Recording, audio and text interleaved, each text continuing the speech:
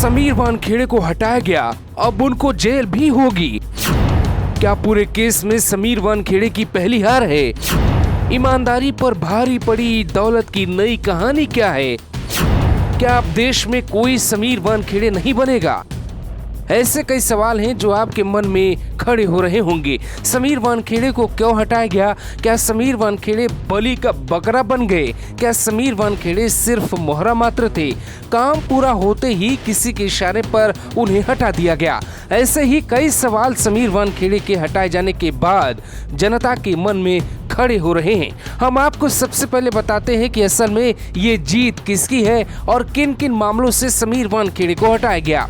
दरअसल ये जीत नवाब मलिक की है, क्योंकि समीर वानखेड़े को जिन केसों से हटाया गया है उनमें एक केस ऐसा भी है जिसका जिक्र शायद करना जरूरी है। उसमें एक केस है नवाब मलिक के दामाद का। समीर को कुल 6 बड़े हाई प्रोफाइल केस से हटा दिया गया है। समीर ने दावा किया कि वो खुद इस केस से हटना चाहते थे, लेकिन बाद में एनसीबी के अधिकारियों ने दावा किया कि उन्हें हटाया नहीं गया है, बल्कि एक अलग टीम बनाई गई है। यानी समझ ही नहीं आया कि समीर को हटाया गया, एनसीबी ने हटाया या एनसीबी ने उन्हें नई जिम्मेदारी दी। जबकि कहानी ये है कि समीर वानखेड़े को एक बड़ा झटका लगा है और उनके हाथों से 6 ऐसे केस लिए गए हैं जो उनके लिए कभी मिशन हुआ करते थे। अब दावा है कि एनसीबी के जोनल अधिकारी इन केसों की जांच करेंगे। यानी शेर को हटाकर बच्चों को जांच अधिकारी बनाने पर शक तो होगा ही। क्या एनसीबी के अधिकारी दबाव में हैं? क्या एनसीबी के कुछ अधिकारी दौलत के सामने बिक गए हैं? दरअसल कुल 6 केस से हटाया गया, अब समीर कोई नहीं बनेगा।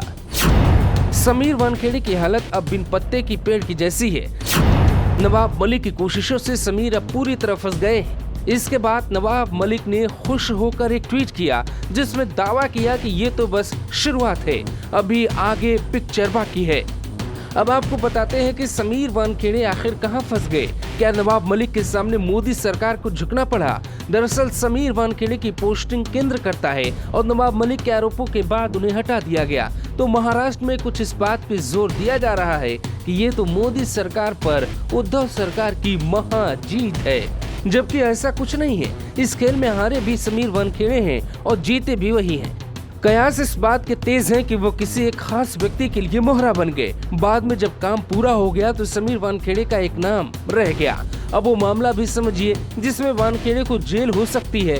मलिक का दावा है कि जब वानखेड़े विभाग में आए तो उन्होंने अपनी प्राइवेट आर्मी खड़ी की, जिसमें किरण गोसावी, मनीष भानुशाली, फ्लेक्चर पटेल, आदिल उस्मानी, सैम डिसूजा, ईलू पठान शामिल थे।